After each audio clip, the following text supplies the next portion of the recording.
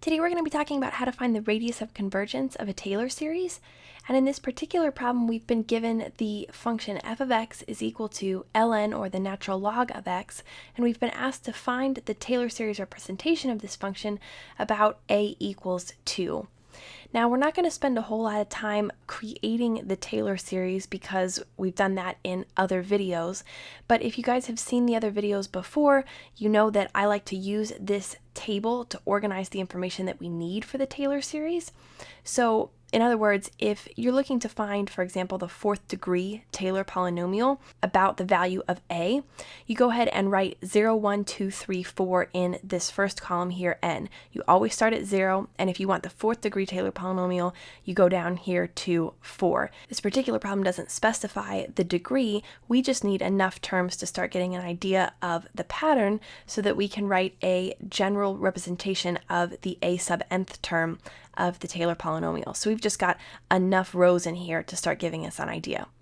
Then in the second column here, the first row you always write the original function, in our case natural log or ln of x. We've got that in our first row, and then each subsequent row is the derivative of the row above it. So the derivative of ln of x is 1 over x, the derivative of 1 over x is negative 1 over x squared, etc. And to make the derivative easier, I converted in the second row 1 over x, I converted that to x to the negative 1 so that I could just use power rule to take the derivative and get negative x to the negative 2, 2x to the negative 3, etc. And then I changed those back into fractions like this. So find the derivative for each row.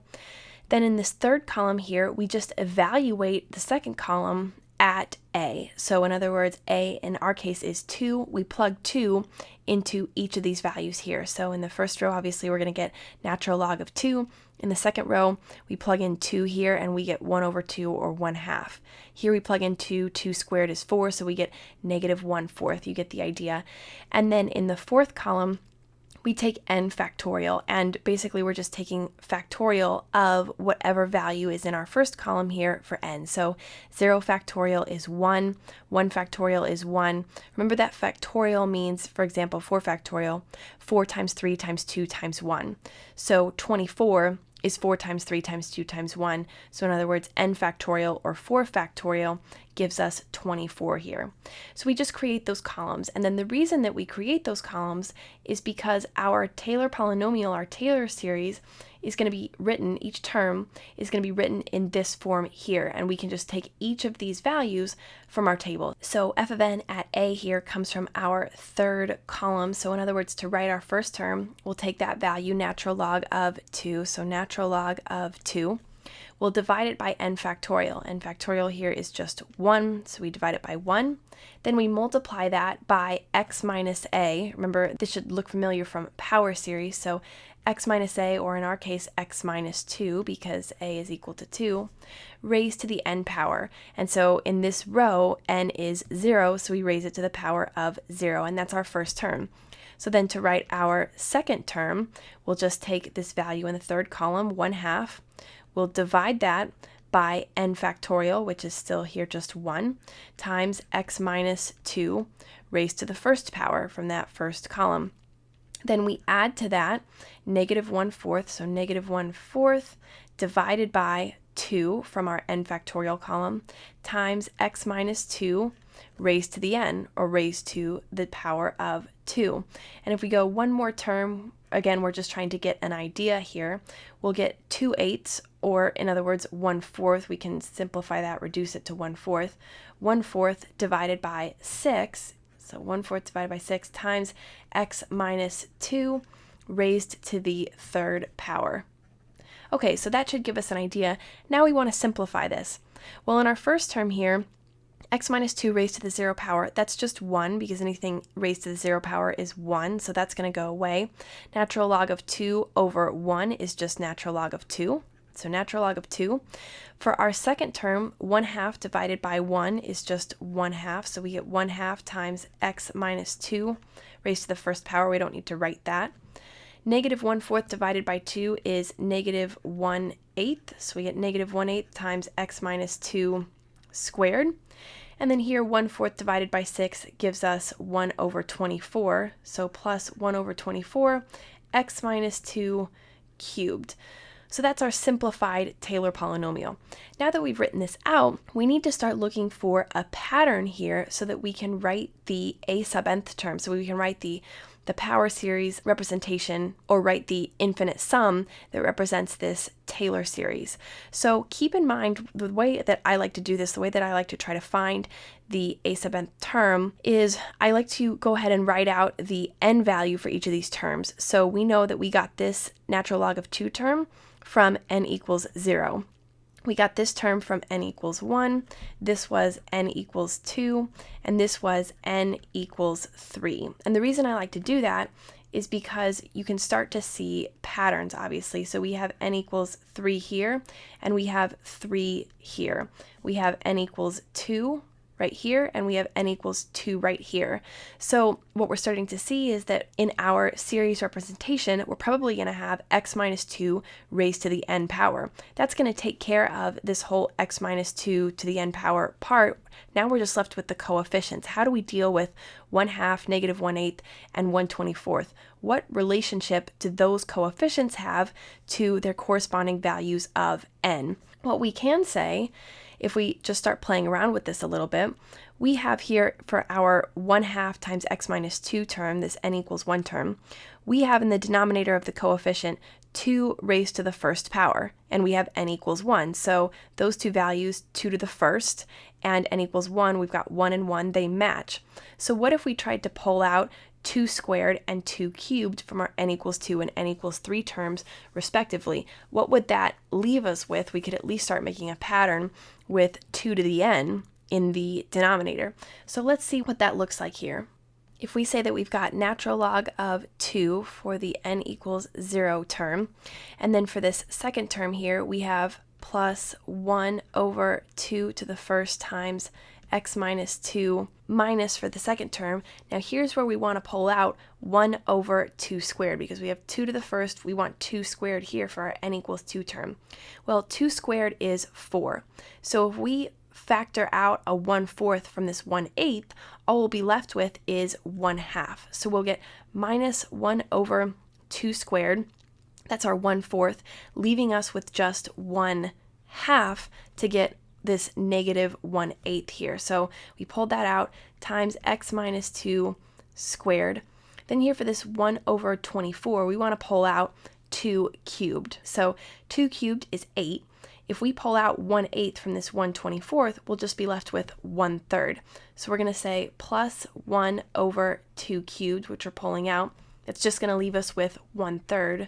So 1/3 times x minus 2 cubed.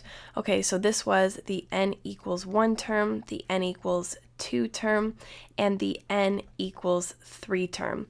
So now what we're starting to see is corresponding values to this n value here. So if we look at this n equals 2 term here, we have n equals 2, we have this x minus 2 raised to the n power, we have 2 raised to the n power here, and we have n, the value of n right here in our denominator. Similarly, over here with our n equals 3 term, we've got n equals 3 raised to the n power, this x minus 2 raised to the n power. We've got 2 raised to the n power in our denominator here, and we've got just the value of n in the denominator of this fraction. So we're starting to see a pattern, and the pattern holds for each term but for this natural log of 2 term here. So what we're going to do to write our infinite sum, we're going to pull out this natural log of 2 because it doesn't follow the pattern. But then we're going to add to that the infinite sum from n equals 1 to infinity. Now, if this first term had followed the pattern, we'd write n equals 0 because this infinite sum would be starting with the term n equals 0. But we're starting this infinite sum with this first term here that follows the pattern, which is the n equals 1 term. So we start this with n equals 1.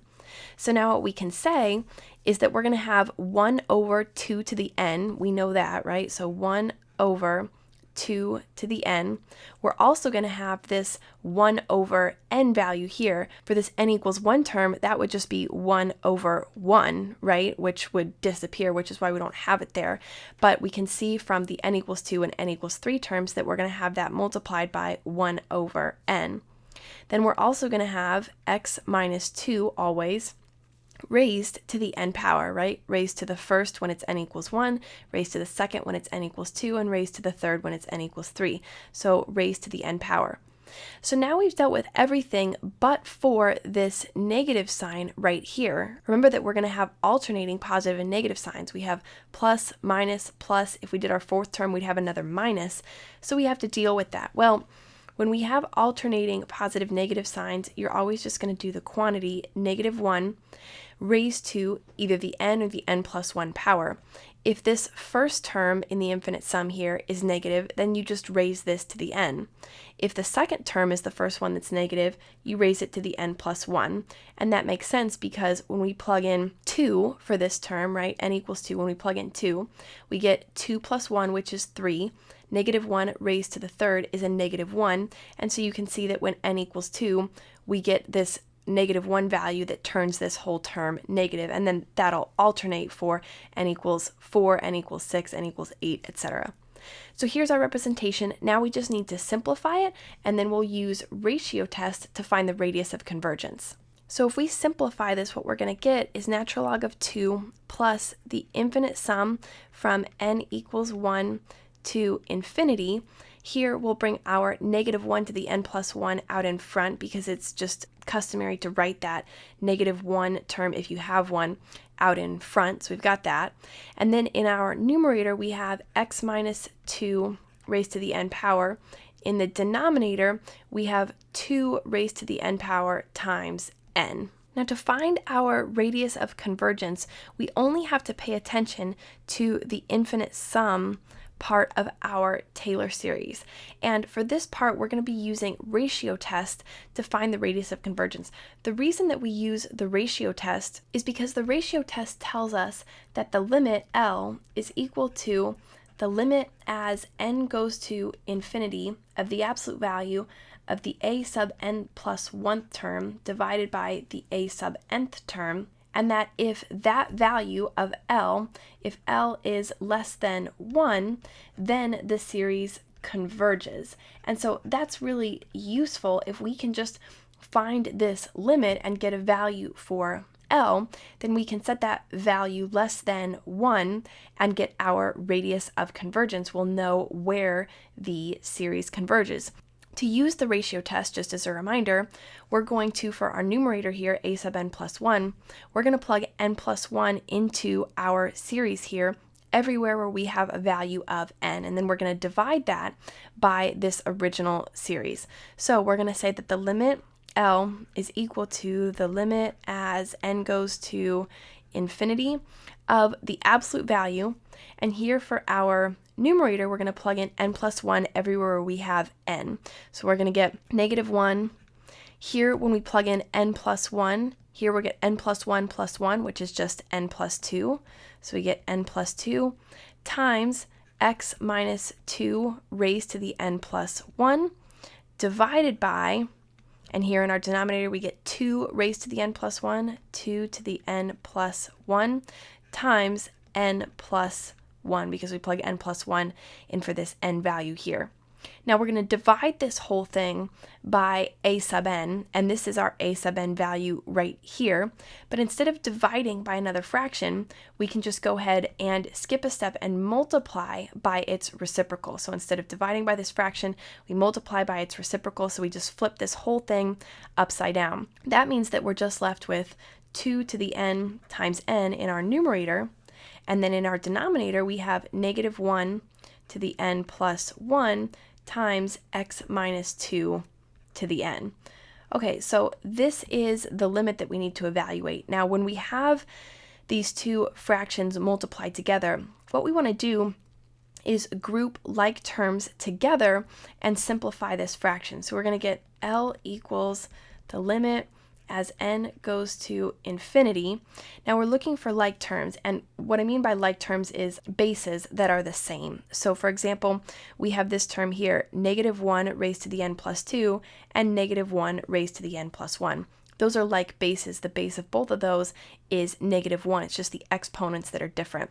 So we're going to group those together, and we're going to subtract the exponent in the denominator from the exponent in the numerator. That's how you simplify terms with like bases, where you have one in the numerator and one in the denominator. So n plus 2 minus n plus 1, the n's are going to go away. You're left with 2 minus 1, or just 1.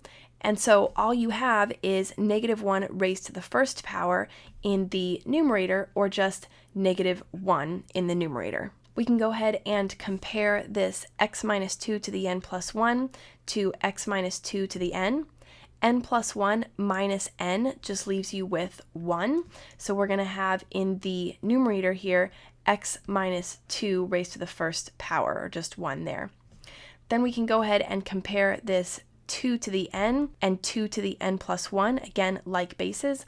N minus n plus 1 is going to leave us with negative 1, which tells us that we're just left with 2 to the first power in our denominator, because the result of the exponent subtraction is negative. We're just left with 2 to the first power in the denominator. Now all we have left is n and n plus 1. We can't simplify those, so we're going to leave n and n plus 1 like this. At this point, we can pull out constant coefficients and any term related to x not related to n.